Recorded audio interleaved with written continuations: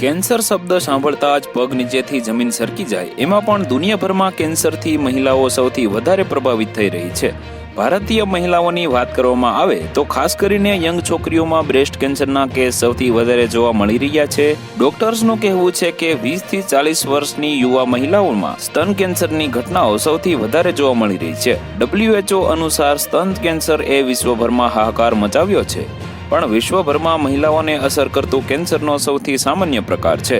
વિશ્વભરમાં વર્ષ 2020ની વાત કરીએ તો એ વર્ષમાં 20 લાખ જેટલી મહિલાઓને સ્તન કેન્સરનું નિદાન થયું હતું, જેમાંથી 6 લાખ મહિલાઓએ પોતાનો જીવ ગુમાવ્યો હતો. ભારતમાં મહિલાઓમાં કેન્સર થવાના મુખ્ય કારણોમાંનું એક સ્તન કેન્સર છે. ભારતની વાત કરીએ તો વર્ષ 2020માં 2 લાખ મહિલાઓને કેન્સર ડિટેક્ટ થયું હતું, જેમાંથી 74,000 મહિલાઓના મોત થયા હોવાનો અંદાજ છે.